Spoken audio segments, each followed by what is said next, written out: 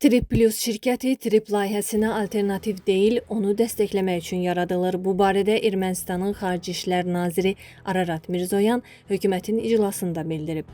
İyulun 16-sında Ermənistan hökuməti Trip nəqliyyat layihəsinin həyata keçirilməsi üçün çərçivə sazişinin təsdiq layihəsini iclasda təsdiqləyib. Saziş Ermənistan Konstitusiya Məhkəməsinə təqdim olunacaq və burada Mirzoyanın müavinlərindən biri hökuməti təmsil edəcək. Xarici İşlər Naziri xatırladıb ki, layihəni həyata keçirmək üçün Ermənistan-Amerika şirkəti olan Trip Development Company yaradılıb və onun təsisçiləri Ermənistan hökuməti və ABŞ tərəfindən olub. Mirzoyanın qeyd etdiyi kimi danışıqlar zamanı Amerika tərəfi bildirib ki, Amerika Birləşmiş Ştatları hökuməti birbaşa şirkətin təsisçisi kimi çıxış edə bilməz. Nazir izah edib ki, Trip Plus layihəsinə gəldikdə o layihəni dəstəkləmək və investisiya cəlb etmək üçün yaradılır, yəni Trip inkişaf şirkəti üçün dəstəkləyici rol oynayacaq. Ermənistan Xarici İşlər Naziri xatırladıb ki, müqaviləyə əsasən Trip Development Company şirkəti Məğrib bölgəsində torpaqdan istifadə və tikinti hüquqlarını 49 il müddətinə əldə edəcək. Amerika tərəfi layihədə 74% paya, Ermənistan hökuməti isə 26% paya sahib olacaq. 49 ildən sonra hər iki tərəfin razılığı ilə müqavilə əlavə 50 il uzadıla bilər.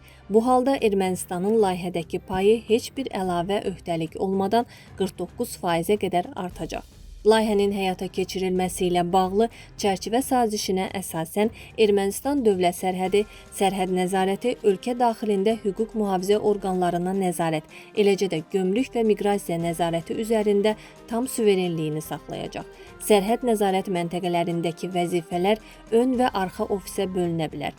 Ön ofis üçün özəl operator işə götürülə bilər. Bu təcrübə artıq Ermənistanda tətbiq olunur və maraqlananlar ətraflı məlumat üçün sənədlə tanış ola bilərlər, Mirzoyan bildirib. Onun sözlərinə görə çərçivə sazişində dəfələrlə qeyd olunur ki, bütün proses Ermənistanın suverenliyinə, yurisdiksiyasına və ərazi bütövlüyünə tam hörmətlə həyata keçirilir. Mirzoyan həmçinin xatırladıb ki, müqavilə 26 mayda İrəvanda özü və Amerika Birləşmiş Ştatları dövlət katibi Marco Rubio tərəfindən paraflanıb və onlar sənədi bir neçə gün sonra 1 və 4 iyun tarixlərində Vaşinqton və İrəvanda imzalayıblar. Trip paketini tamamlamaq üçün yalnız 2 sənədin imzalanması qalıb.